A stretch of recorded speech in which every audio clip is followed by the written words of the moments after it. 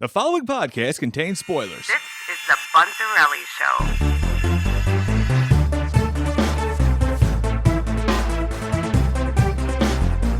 I'm Joe. I don't think I realize the importance of what this show is actually doing, and I'll get into it more. But first, I want to introduce my brother Bob. Join me, Bob. This show had a lot of things going on. What were your thoughts about it? How'd you feel watching it? Oh man, it was great, and it was just full on Star Wars movie. Yeah, like I was just in it, just it's just 100%. There was no side story. It wasn't a cool cameo. I was like, wow, we are going, and it was great. We know what the heart and show of this episode is, so I really wanted to start there, and we could just start touching upon the other things. But I thought about it the first time how intense it was, and then I got some time to think on it and sit on it, and I'm realizing what makes it so great is if you didn't have what we just saw happen, if you go from now George Lucas made the prequels after A New Hope, right? So to go from episode 3 of Anakin getting his legs chopped off to A New Hope where he's just like, only a master of evil, Darth. You know what I'm saying? You don't realize it till you see it. There's a lot of stuff that needs to happen between these two. You know what I'm saying? And it's happening now. And I'm talking about Obi-Wan and Darth Vader. But I'm saying, like, they both got a lot they need to get out of their system to get to the place they were at in New Hope. I mean, Vader's anger and Obi-Wan's, like, fear of, oh, my God, what did I do to this guy? I mean, that's what was coming out. It was intense. Yeah, the fear of him, and the fear of him before he even seen how bad he got. Yeah, just feeling his presence. Fear of him already. Just feeling his presence, and he first seen him, and he was like terrified. Yeah, and it was almost to the point I'm like, wow, like he really wasn't out here. He's really super terrified. Yeah, and then I didn't again kind of wish I'd watched the movies because it did end with him being pretty bad. Yeah, at the end of it, But you're like, okay, well, he's scared, but he's a little over the top, and then Vader starts just kicking butt. Worse than I've ever seen him before in the movies.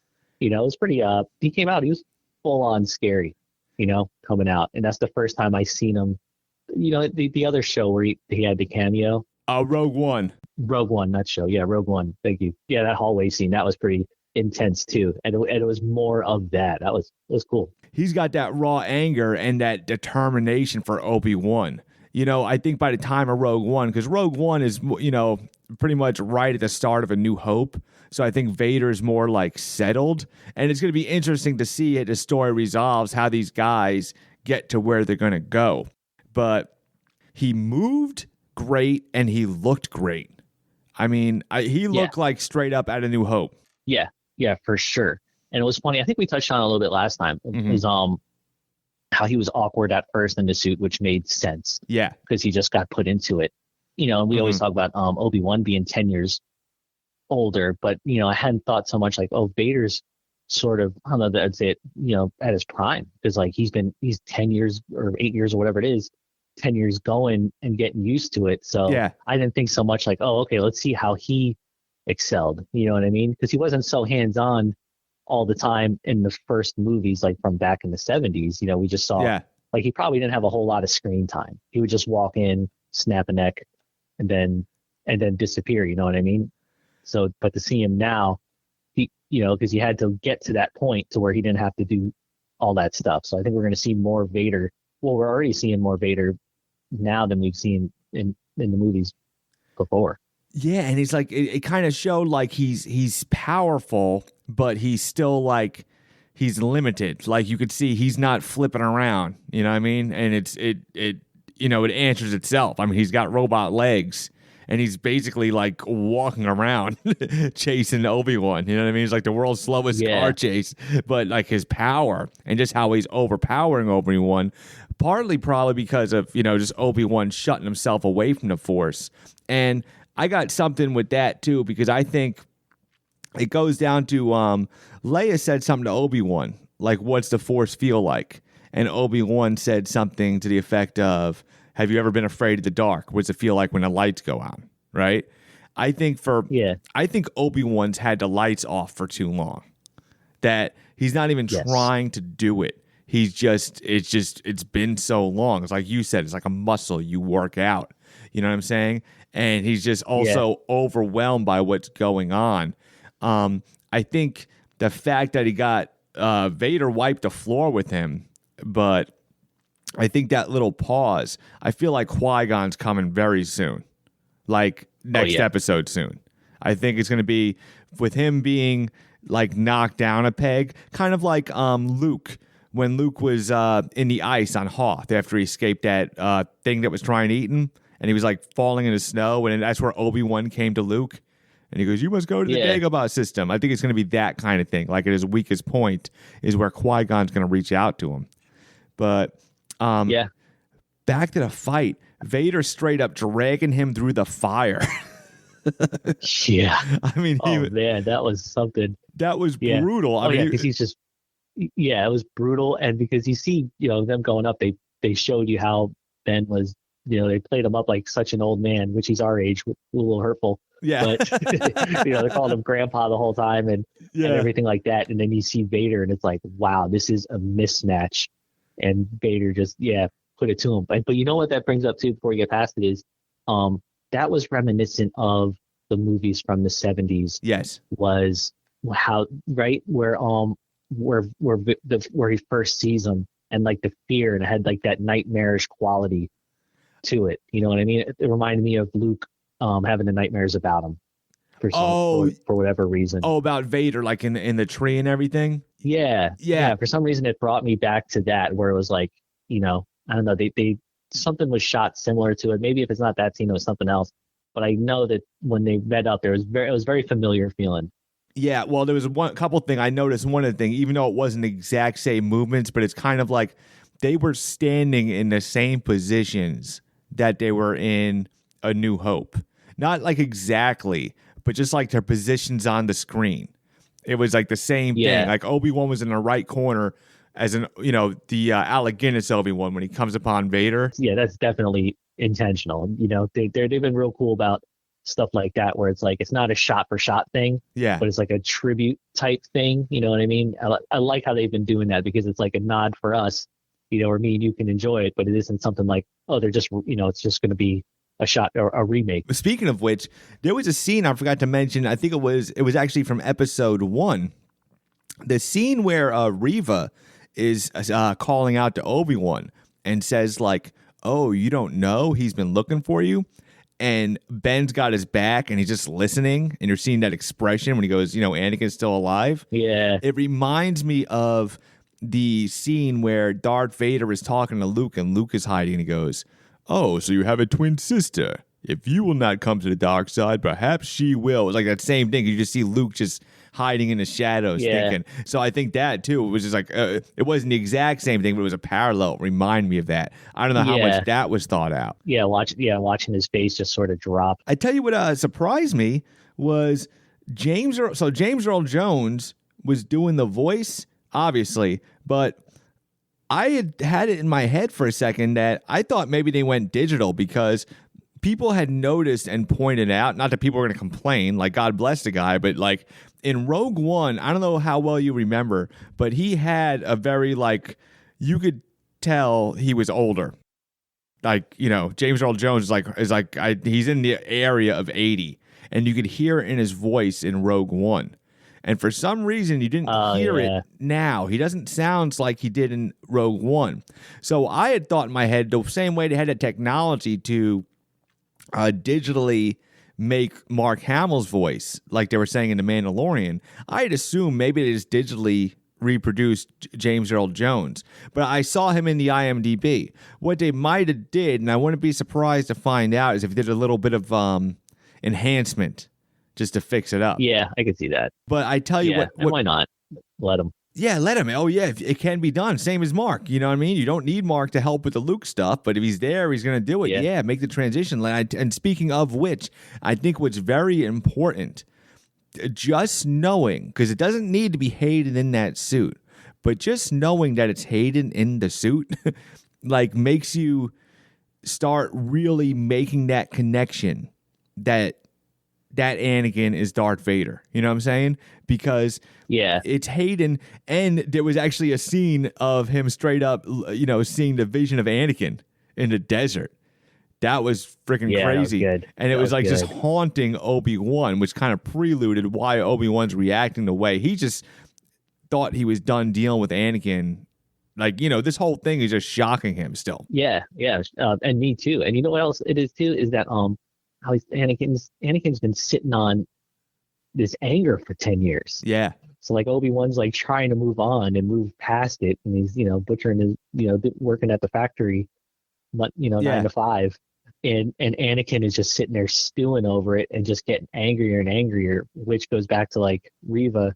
Right away with Reva, we've seen like how last week we were saying, well, what's she, what's the whole motivation? Why is she so nutso? And then you see Vader yelling at her like he is. Yeah. And telling her to get it done. And you're like, oh, okay. I can see why. Oh, yeah. I can see the motivation now. Yeah, and there's like a power vacuum happening with those Inquisitors too. Like they're all trying to jump on that throne. I like Vader's interaction with her. Like all of it sounded like Vader. It was all very characteristic that I could believe. And I liked how with Obi-Wan, there was like almost like a little thing said. It wasn't like a very big, the theological conversations they were having in episode 3. You know what I'm saying? They've had that conversation about the Empire, this and that. You know what I'm saying? So it's just like, it was natural reactions. Like, what are you? I am what you made me. You should have killed me when you had a chance. But it still made it like, okay, I could believe Vader saying that, but I could believe Anakin saying that. Like, because obviously Hayden saying those lines before James Earl overdubs them. So just knowing that he's in the costume makes it feel real. Yes. Yeah, I'm definitely with you there. And I was actually surprised that they had James Earl Jones so early. I thought we'd be hearing him at first for some reason and then morph into it. Or I don't know. I haven't really put too much thought into it, but I just didn't expect just full on Darth Vader voice and all. Yeah. Coming at him. In the cartoon Rebels, they did something where Ahsoka confronts Vader for the first time, and like she realizes Vader was Anakin. She does something where she slashes his mask, and then the guy that played the cartoon version of Anakin, his name escapes me right now. Oh, Matt Lantern. So James Earl Jones voiced Vader, but his mask gets slashed, and you hear like Anakin's voice coming through the mask. And it's a really cool, like 2-second scene. I think they might surprise us and do something like that to that effect. Like have Vader take off his helmet and be like, "Look what you've done to me," and then you'll see Hayden and hear Hayden, kind of thing. Oh yeah, you got to. Yeah, we're gonna hear him. I mean, you got the guy. Yeah, you gotta pull him out. But you know what? They're going about it good because it was so hard to picture Hayden as Vader in those movies, in Hayden's movies. Yeah. But now it's like Vader first and then Hayden. And one thing we never mentioned too is how it kind of links up. The one thing where it ended in episode 6 where Vader turns it around and kills the Emperor. And then he takes off his mask and you see this white guy in this suit and it's like so shocking. You didn't expect this guy.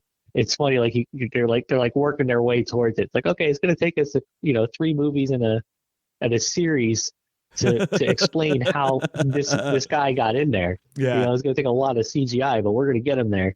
And you can see like in the tank, he's starting to look like him. Like, oh, okay, it's starting to look like that English guy that they had in the suit in the 70s. Well, yeah, because the scars are healing starting up. to come together. Yeah, and he's also deprived of sunlight. I mean, it's just, it's just natural. There's no way that any sun's touching him. Did you know? And they did this in Rogue One, but where his castle's on Mustafar. Like straight up where Obi-Wan kicked his ass. Really? Yeah, his castle. Oh, he just stayed there, just sitting in anger? Yeah, and they showed that in Rogue One. They showed it in Rogue One, and they never named a planet, but they showed it again here. And there's like different things. There's different stories that I don't know what exactly it's been touched on, but it's like either the Emperor made him stay there as a reminder, or he just did it himself just to stay angry or something to that effect. And I don't know if they're going to explain it or delve into it. But yeah, when in Rogue One opened up the door of the idea of like, okay, he's in a bacta tank when he's not in the suit. And then they just took it to the next level. and showed him getting put together. You know what I mean? And then Yeah. just did, the whole scene and everything. I did notice one thing, very little flaw, didn't bother me, but it's just like, wait a minute. I watched it a second time and it's like they put his arms on and then like the next scene, you see them put the chest plate on, but the arms are off. Like somebody mixed up a shot or something. They got it, yeah, they go backwards. Yeah, it didn't take me Yeah, out of they the couldn't moment. sync up the music right. So they had Yeah. to- Somebody just remixed it. I was like, wait a minute. Where'd his arms go? Yeah. Didn't take me out of the moment, but it's just something I caught. Maybe I'm wrong, but I got to watch it again. one thing that took me out of the moment was all right, so they're going, and the one guy that gives them a ride, that big Muppet, I Yeah. think it was Ralph, who was awesome. I love that guy. Oh, yeah. Yeah.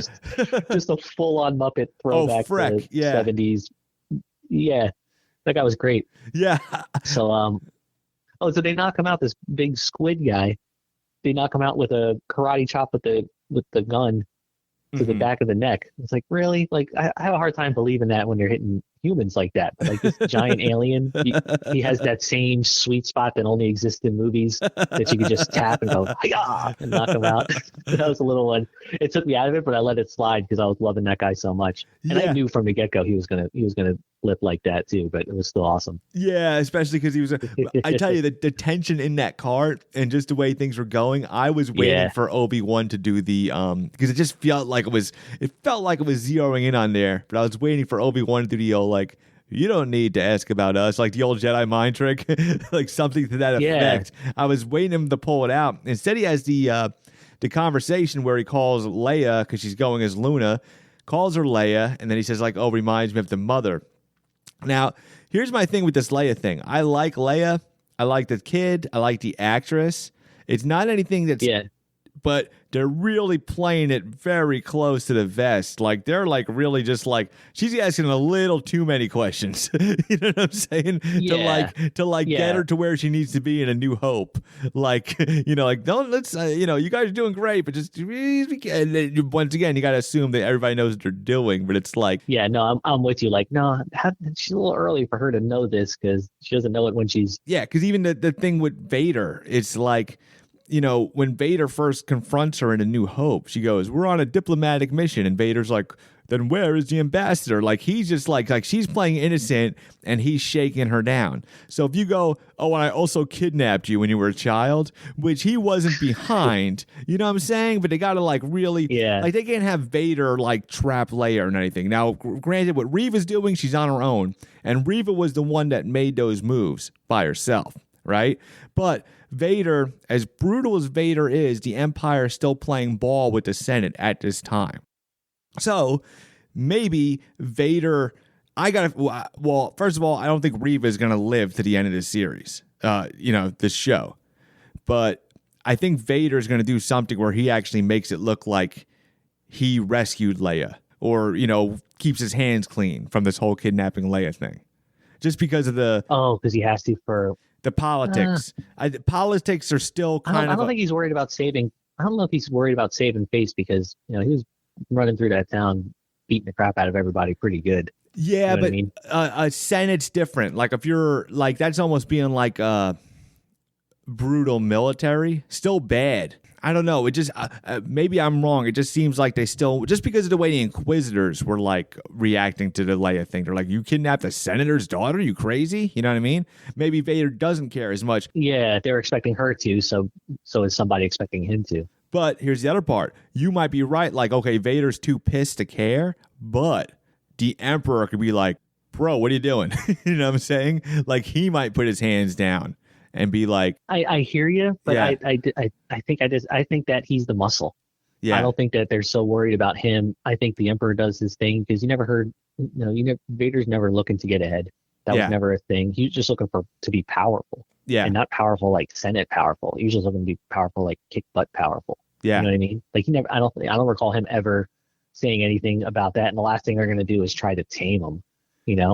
Yeah, well, he did rise to power, kind of like in the beginning, like just like Tarkin's, right hand, and then all of a sudden, like he's making more commands and he's telling people to land stuff, and and he had a desire. You know, even in episode 3, he goes, "My new empire, I brought security to my new empire," and you know, he's had that thing. Yeah, and, that's true. Yeah, Hayden did have. But right now, he's all about this Obi-Wan thing. And once again, it goes back to it's like, yeah, this is what these guys need to work this out. Not saying they're going to be best buds, but I'm saying they got stuff to get out of their system before they're more the relaxed older guys you see in A New Hope. You know what I'm saying? You don't just chop a guy's legs off and he goes, "Oh, look, now I am the master." You know what I'm saying? You get dragged across the fire and you know what I'm saying? And but I think the turnabout is going to be, and I think it's going to have to do with either with something with Qui-Gon or maybe Leia or something, is Obi-Wan's going to start to have to make peace with this stuff, because I think, and him knowing that Vader's alive too also jeopardizes, you know, a lot of what's going on with Ben, because now he's there with Leia. He knows Leia is the daughter. You know, he's watching over Luke, just assuming Anakin's dead. So all this, so it's like, he's got to get back at Tatooine without Vader knowing where he goes. You know what I'm saying? So it's going to be, and the funny thing is we know these guys live, but it's still intense. That's the beauty of the show. Yeah. Like, you're like, you know, they both make it out of there, but you're like, you know, you're still like biting your fingernails. Like, oh man, what's going to happen? Yeah. You know what I mean? And it was, it's episode 3. Yeah. And it's almost really more like episode 2, because, you know, the first 2 were back to back like they were. Yeah. And they're, you know, like this was like, you could have showed this to me and told me it was the final episode of it. Yeah. And I would have been like, wow, what a great finale. Yeah. And it's like, nope, we're just getting started. Yeah, that could have been it. Like 8 episodes. Yeah, that could have been it. The end. I'm like, wow, that was awesome. Yeah. I think what it's going to be, it's the story is, okay, how's Ben going to get, you know, come to terms with this and, you know, come out of his shell and everything and stop, because, like, you know, he's living a pretty sad life. Yeah. At the moment. Like, there's a few things, I forgot what it was, but there's something, I think when I was talking to the other Jedi, or the girl that was helping the Jedis, you're like, oh man, what a sad, you know, thing he's got going on. Yeah. You know, where she asked him some question and just, you know, the actor's great. You McGregor? You just read so much with Ewan McGregor. Yeah. You can just read so much into him with so few words.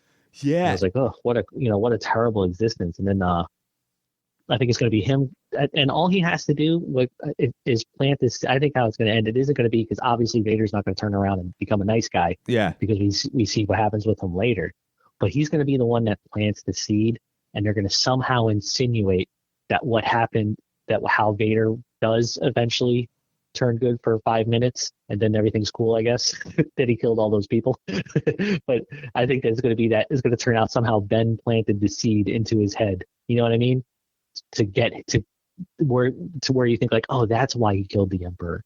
That you know, he probably remembered what Ben said at that moment or something. Maybe to a point. And the reason why I say this is, and granted, Dave Filoni isn't in charge of everything, okay? But I'm just going with things he said that's like trains of thought, okay? So going back to the Ahsoka Vader fight, and Vader's mask gets like sliced, and he goes, "Ahsoka," and then like all of a sudden he goes, "Then you will die." But he goes, so Dave Filoni says, and this is relevant, but Dave Filoni goes, "No, he just said it out of shock. Like, suppose you get hit in the head real hard."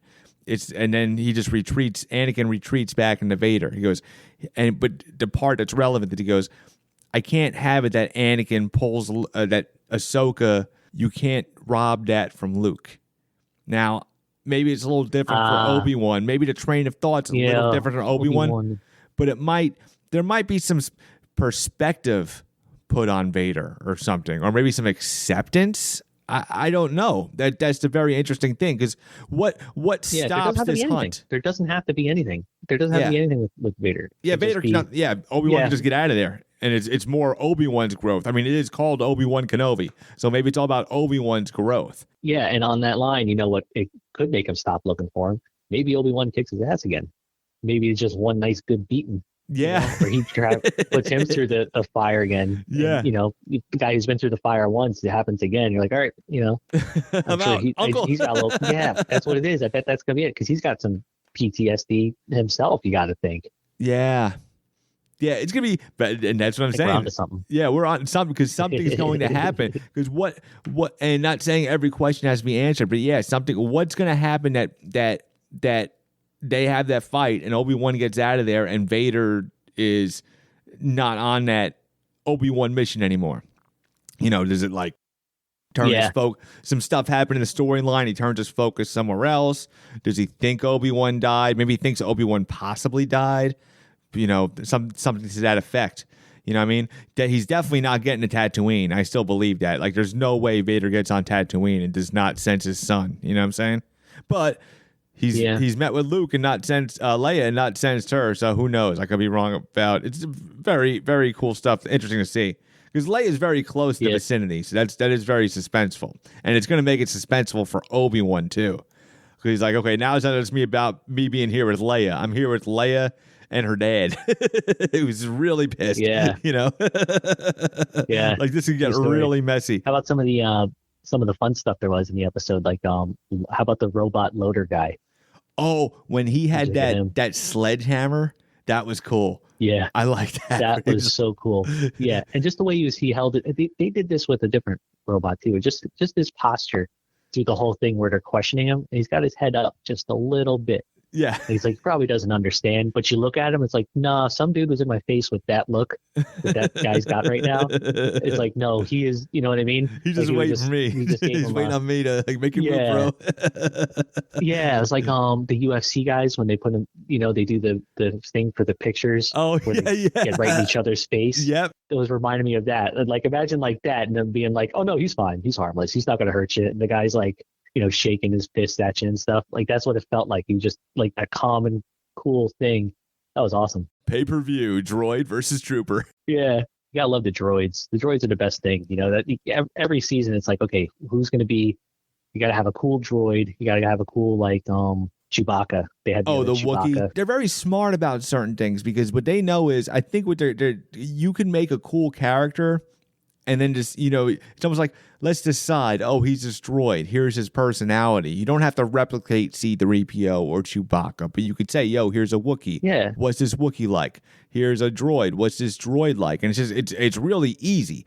You don't have to make the next. And what happens is you accidentally make the next lovable character. You know what I mean? Like K2SO from Rogue One. That was like, you are being rescued now. Or that Black Chrysanthemum from Boba Fett. Like, Boba Fett's all gone, but all of a sudden, you're watching Mandalorian next year, and all of a sudden Black Chrysanthemum shows up and be like, yes, you know what I mean? You just made another character. That's the fun of what's happening now. They're making more memorable characters, which is really cool. And they're doing them all very good, and they don't feel like they're forced. You know what? That's probably why Jar Jar paved the way for everyone. He took all the heat for, okay, let's try to stuff this, fun-loving character down everyone's throat to match the loving Muppets we had before, and everyone rejected it, and then they had a few other things I'm sure since, but now it's like they're past all that. Everyone accepted those movies. Everyone's happy to see the show. The shows were good, so they're just like busting out, characters left and right. It isn't just fun loving one. Just like alien senators in some of the shows are coming out. You're like, wow, that guy's really cool. Yeah, you can make funny ones, but just, some things are sometimes things are too much. I'll give you a good example is like even 3PO. 3PO has always been like neurotic and like kind of funny, but just, more of like his nervousness and his person, like, oh, dude, don't do that. Oh no, we've been shot. But there was in Attack of the Clones, I said this to Kaim when we did our Attack of the Clones. I was like Jar Jar's got nothing on C-3PO in that droid factory. That actually made me mad. Because I'm like, he's getting his head knocked off. He goes, oh no, look at me. He's like, oh, and he gets his head mixed up and everything. Like, it was like, no, 3PO. We said, 3PO, you're too good for this, bro. What are you doing? Like, this is way beneath you, man. You're like, you don't need to be doing this. But things like that, you don't need to be slapstick. You could be funny or silly, but like, But all these things are lessons learned. You can't be hitting home runs all the time. You're not going to learn unless you make mistakes. But what this show is doing is there's less pressure. There's less pressure with the show to do them. Yeah, because there's been enough of them. It isn't like before where it was you had to wait 10 years to see one. Yeah, and it cost $50 billion to make. You know what I mean? And like, this is what you got. These are the 5 characters you got. I hope you like them. And now it's just like, you got now with these shows. I'm loving how they're doing these as shows. Yes. It works so much better. Something about sci-fi works so good as a show versus a movie, you know, because you could just like the worlds are so cool. It's like, okay, let's just tell a new story in this world. Like, why have you just be in this world for an hour and a half? Go through all the trouble of making this universe and all these different species of aliens, and then you get this, you know, it gets 5 minutes of screen time. Yeah. It's like, no, you could like make a cool and dynamic character, but make him a robot, and he's just loading. He's just supposed to be loading stuff, but it turns out that no, he's not. He's, you know, he kicks some butt. You know. Yeah. He could really go a little more, really get more creative and branch out and do some fun stuff. Well, even think about Mandalorian. I mean, you could have went with just like, let's just do a Boba Fett show and not even done Mandalorian. But the point was since it was a character you didn't know, you didn't really have expectations. It was just more like, oh, let me get to know this character. And they didn't even start folding in the other Star Wars stuff. I mean, they did little stuff, but not the big Star Wars stuff until like season 2, where they started doing Ahsoka and Luke. Yeah. You know, and stuff like that. But the first season was just like raw. And I think it was just more like, it was like, okay, here's the setting. We're in this world. I have a story to tell. Let's tell this story. Yes. And I think somebody else. Yeah, and I like the Mando stuff better than the I like the Mando stuff better than the Easter eggs from the Star Wars stuff. Yeah. With that show, you know. Yeah. Yeah, like the actual, it's like, well, that's how it was with Boba Fett. You're watching Boba Fett from Return of the Jedi. You're finding out how he survived the Sarlacc pit, and all of a sudden, everybody's like, hooray, when Din Djarin shows back up. You know what I'm saying? It was like, oh, this guy we really know. Because when the truth comes to it, we just know him better. Like, we're just like, this is the guy we've been hanging out with the last few years before, you know, it's like, oh, welcome back, buddy. Yeah. But that paved the way for everything else with this TV. But yeah, like this Obi-Wan like this, instead of it like being like, okay, we got to get from point A to point B to point C, it's like, ooh, what's like, think about it, in 3 episodes, what's still out there besides the obvious like Obi-Wan and Vader fighting again? There's still like the Leia stuff and the Reva stuff. Like, how are all these pieces going to fall into place? And, you know, everybody going to come together. Yeah, Ben's truly in a deep, dark place. And he's truly scared of Vader, and now like I am too. Yeah. Like after he came out. Yeah. So it's like, even just him, like, okay, how is he going to get, you know, overcome this to where he can, like, you know, keep on living? But he had PTSD before. Yeah. You know, and now he's got this guy coming after him. Like, how is he going to be able to, you know, become an old man and, you know, and survive that long? You can see, okay, just getting out of the hole, even if he doesn't phase Vader at all, even if he just loses Vader, just to see him get out of that hole to whereas, okay, he could live until he's 60 and, you know, meet Luke. How's he going to get that far? That in itself's a journey. Yeah, I think he was like half-heartedly watching Luke, or just like not really knowing what his plan was. He might realize since Vader's out there, he might like, because I think Anakin was always more naturally powerful than Obi-Wan. Even though, you know, back in episode 3, their skill, like Obi-Wan outskilled him and now he's rusty. But point being is Obi-Wan might be a little more focused on what he's going to do with Luke. And maybe even think Leia, you know, down the road or whatever. But at least be like, okay, now I have to, instead of me just being miserable and watching this kid to make sure he's safe, no, I need to like be ready to, like, there's more of a determination. Like, I think these kids might be able to take Anakin down because I can't. That kind of thing. You know what I mean? Like, I think his kids might be powerful enough to do it. So, and then it becomes that more like relaxed, focused. And I really think Qui-Gon is going to set him straight too. I think Qui-Gon is going to kind of put him at peace with things. You know, it'd be interesting. What if Qui-Gon appears not to him, but to Vader? That would be cool. Maybe too. They keep teasing you, making you think that, because they did set it up a few times. You said it, where we're like, I kept thinking Qui-Gon was going to show, and they set it up where you're like, oh, here it comes. And they're good about that. They set it up a few times. They set it up with Ben also, where you thought he was going to pull out the lightsaber, and then it turned out to be a gun. And you're like, eh. Yeah. You know, and that's interesting too, because I didn't even realize the Qui-Gon Anakin relationship. You know what I mean? That was a like bigger this, relationship, and that was bigger. yeah, That was yeah. that was like a father figure. You know what else? I think that we're seeing the thing with. I don't think it's going to be so much that Ben is like he turns it around because he wants to save this cute little kid, not just because she's the kid. And I do like your idea of like, okay, he sees potential in these two kids. Yeah. But also he had a thing with her mom, the mom that died, Padme. Yeah. Not a thing, but they like you could see that he loved her, and they're I thought that in the movies. Yeah, not they were like in love family with her, but just loved her. Yeah. They were family. They So went he through loved 3 her. He movies was the one together. they went through 3 movies together. He's the one at her hospital bed with her.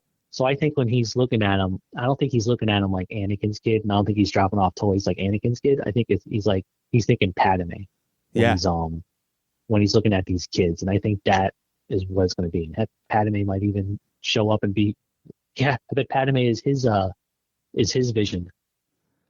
Maybe he'll reach out to her instead of Qui-Gon. It's Aha. they could do something where Vader sees like a ghost of Padme, just like a vision, kind of like Vader saw the vision of Anakin, and just make that presence. There was so much said in that 2-second scene. That the importance of that scene was, it's not just a suit. I'm messed up by just the thought of confronting Anakin again. Like this has been haunting me. Like last episode, I was rolling around in my sleep thinking about Anakin. So it's like that's enough was haunting him. And then he's just like in shock and taken aback from the Vader thing. And he's not just running from Vader like I'm scared. He's trying to get Vader away from Leia.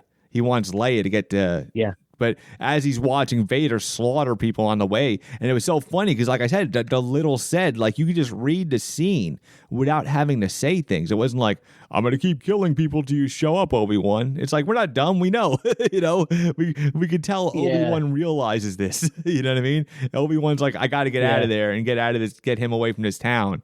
And just, before the show started, I was thinking that, I was just assuming that, okay, this is going to be 10 years later, so he'll know Vader's out there doing whatever. Yeah. And then they're like, oh, he didn't know Anakin was dead all this time. Yeah. Or Anakin was alive all this time. So it's like, okay, well, he still knows Vader's out there kicking ass.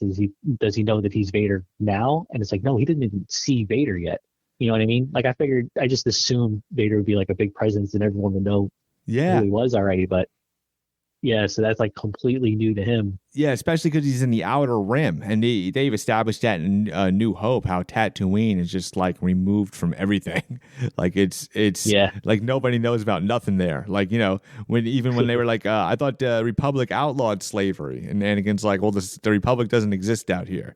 Watto, the Republic credits are no good out here. All that stuff. It's all been it's off the grid. Tatooine. But I always assumed like all Obi-Wan needed to hear was the name Vader, because he knew Anakin was calling himself that. So if he would have just overheard somebody mention Darth Vader, that's what I thought was going to happen, and that was going to draw him out. Like, I have to go finish what I started. What's actually happening this way of storytelling is just like amazing. Like I couldn't have predicted it going down like this. I just thought it would be a little more dramatic and reminiscent of the other confrontations of these two, but I like this better. It feels more natural. It's just it's being told very well. Yeah. Oh, there was one big thing too, is the mention of the brother. Yeah. Obi-Wan's brother. Did you catch that? Yeah. They're setting something up there. Who is that brother going to turn out to be? I think it's going to be Mace Windu. What do you think? No.